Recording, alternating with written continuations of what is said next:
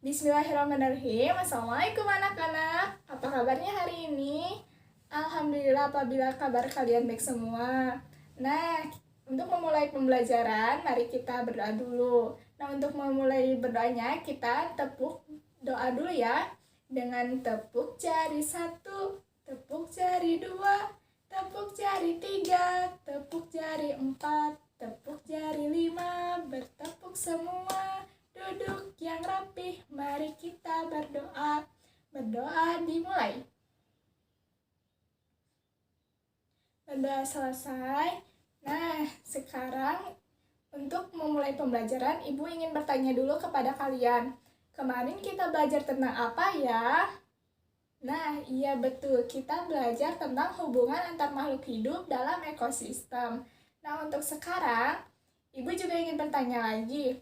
Di lingkungan rumah kalian ada hewan apa aja sih atau makhluk apa aja yang ada di sekitar kalian? Nah, iya betul. Di rumah Ibu ada ayam, ada padi, ada rumput, ada sapi dan lain sebagainya. Itu adalah contoh dari ekosistem di darat. Nah, berhubung tentang ekosistem, kita juga akan belajar tentang tema 5, subtema 3, yaitu keseimbangan ekosistem. Nah, hewan-hewan yang telah kalian sebutkan tadi itu memiliki ketergantungan antara satu sama lainnya, seperti di gambar ini. Ini memiliki ketergantungan antara satu sama lain, seperti manusia yang sedang menyirami tanaman. Nah, tanaman ini membutuhkan air, lalu disiram oleh manusia.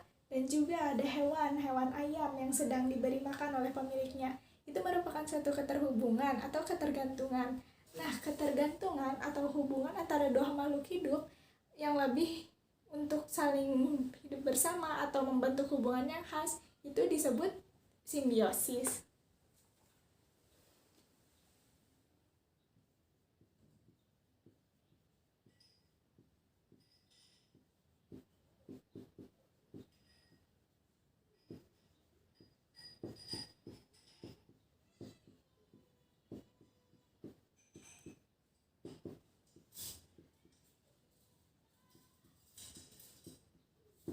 Nah, simbiosis ini juga terdiri dari 3. Ada simbiosis mutualisme,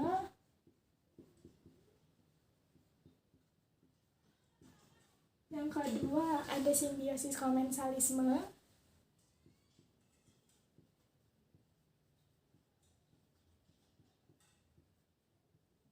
sama yang ketiga ada simbiosis parasitisme.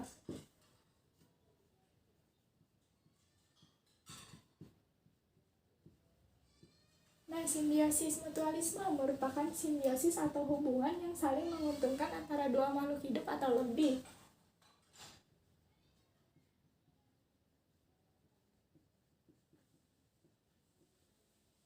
Untuk simbiosis komensalisme, yaitu keterhubungan antara dua makhluk hidup dan antara pihak yang satu tidak mengalami kerugian atau pihak satu yang lainnya merasa diuntungkan.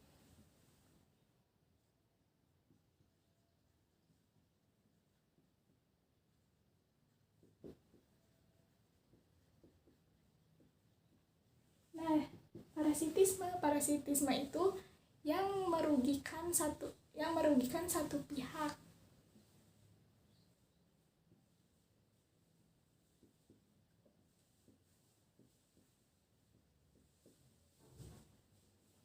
Nah, untuk menentukan mana simbiosis mutualisme, simbiosis komensalisme, sama simbiosis parasitisme, ada beberapa gambar yang Ibu telah pegang. Nah, salah satunya yang ini. Ini merupakan ikan hiu yang diikuti oleh beberapa ikan kecilnya. Menurut kalian ini termasuk simbiosis mutualisme, komensalisme, atau parasitisme? Nah, ya betul, ini merupakan simbiosis komensalisme. Karena di pihak satu, yaitu ikan kecil, merasa diuntungkan karena dengan mengikuti ikan hiu, ia terbebas dari atau terhindar dari predator-predator yang akan mengincarnya. Sedangkan untuk hiunya sendiri, dia tidak mengalami keuntungan karena dia juga tidak ada untungnya diikuti oleh hewan-hewan kecil ini. Nah, yang kedua ada gambar kerbau dengan burung gagak. Ini disebut parasitisme, komensalisme, atau mutualisme. Nah, ya betul, itu merupakan simbiosis mutualisme karena dengan adanya burung gagak ini, kerbau terbebas dari kutu, sedangkan gagaknya sendiri mengalami keuntungan. Dia dapat mendapatkan makanan dari hewan kerbau karena makanan burung gagak itu adalah kutu. Gambar terakhir yaitu gambar kulit manusia dengan nyamuk. Ini termasuk simbiosis mutualisme, parasitisme, atau komensalisme. Nah, ya betul, ini merupakan simbiosis parasitisme karena di satu pihak yaitu manusia merasa dirugikan karena setelah digigit oleh nyamuk, ia akan merasa gatal-gatal dan menimbulkan bentolan. Sedangkan untuk pihak satunya lagi yaitu nyamuk, ia diuntungkan karena mendapatkan makanan yaitu darah manusia. Nah, apakah ada yang ditanyakan?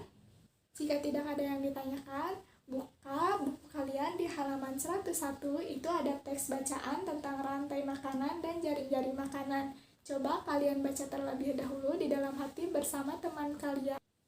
Nah, setelah kalian sudah membacanya, lalu kalian coba cari kosakata baru yang ada di dalam teks tersebut. Nanti tulis di buku masing-masing kalian apa kosakata yang kalian dapatkan beserta artinya.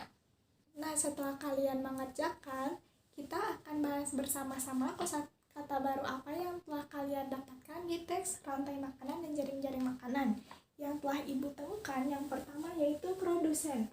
Produsen sendiri merupakan makhluk hidup yang dapat membuat makanannya sendiri.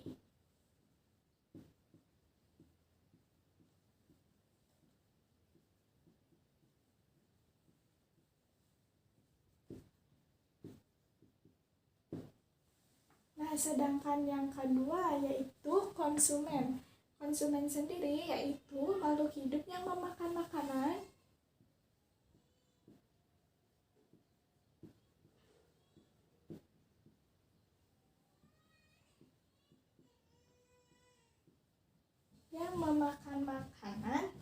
tanpa bisa membuat makanannya sendiri.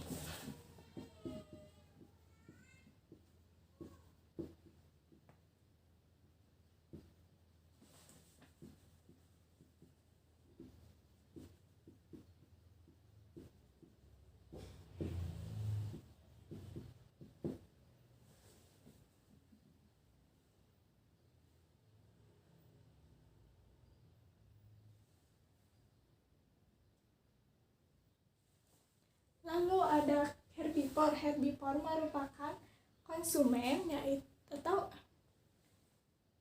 Lalu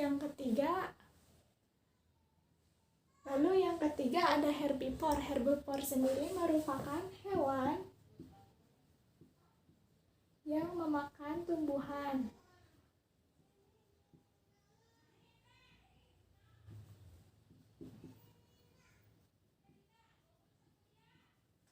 Nah, yang keempat ada karnivor. Karnivor merupakan hewan yang memakan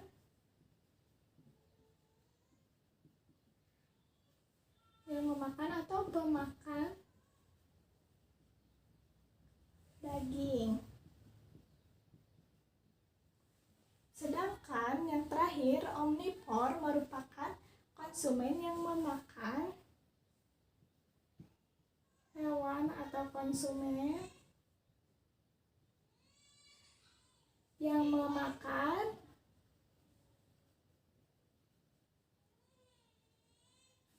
tumbuhan atau hewan. Nah, apakah kalian sudah paham mengenai kosakata yang telah kalian temukan beserta artinya? Nah, untuk sekarang, berhubung tentang rantai makanan, Ibu ada satu contoh media pembelajaran, yaitu media pembelajaran yang bertemakan rantai makanan di sawah. Nah, untuk rantai makanan sendiri yang ada urutan pertama yaitu produsen, yaitu yang menghasilkan makanannya sendiri. Nah, di sini padi merupakan produsen yang bisa menghasilkan makanannya sendiri. Sedangkan padi dimakan oleh tikus. Tikus merupakan konsumen pertama yang memakan padi. Lalu setelah padi dimakan oleh tikus, tikus pun dimakan oleh ular yang merupakan konsumen kedua. Lalu setelah padi dimakan tikus, tikus dimakan oleh ular, lalu ular pun dimakan oleh elang yang merupakan konsumen ketiga. Setelah padi dimakan oleh tikus, tikus dimakan oleh ular, ular pun dimakan oleh elang. Elang ketika ia mati, ia akan jatuh ke tanah dan lalu bangkainya sendiri akan diuraikan oleh jamur-jamur ini. Nah, untuk rantai makanan, apakah kalian sudah mengerti bagaimana rantai makanan yang ada di sawah? Nah, setelah kalian memahami tadi rantai makanan yang ada di sawah, Ibu ingin membagi ke beberapa kelompok, lalu kerjakan tugas yang ada di halaman 103, yaitu kalian tentukan ekosistem apa yang ingin kalian kerjakan, lalu buatlah jaring-jaring makanannya. Setelah itu, jangan lupa kalian juga harus mencari informasi-informasi yang berkaitan tentang ekosistem yang kalian telah pilih.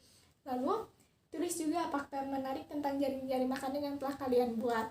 Nanti Ibu kasih waktu 30 menit untuk pengerjaannya. Nah, setelah kalian mengerjakan, silahkan kumpulkan di meja Ibu. Nah, kita sudah belajar tentang apa saja hari ini?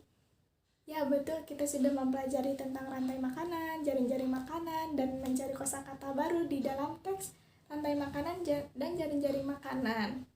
Nah, setelah itu kalian kerjakan tugas di rumah masing-masing, yaitu dengan mencari hewan-hewan apa saja yang kalian sukai, lalu gambarkan jaring-jaring makanannya di buku tulis masing-masing. Nanti di pertemuan selanjutnya kita kumpulkan dan bahas kembali. Nah, pembelajaran hari ini telah selesai. Kita berdoa dulu sebelum pulang. Berdoa dimulai. Berdoa selesai, Ibu tutup. Wassalamualaikum warahmatullahi wabarakatuh.